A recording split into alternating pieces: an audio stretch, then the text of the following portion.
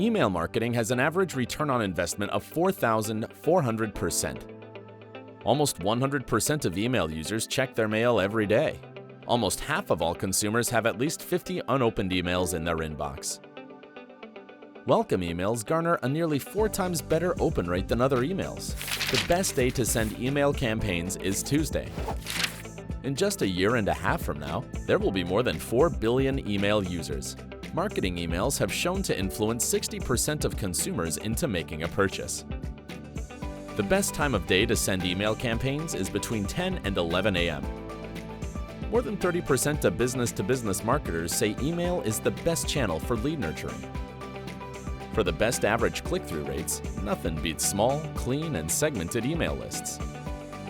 Email is the number 3 source of trusted information, behind only thought leaders and colleagues in the business-to-business sector.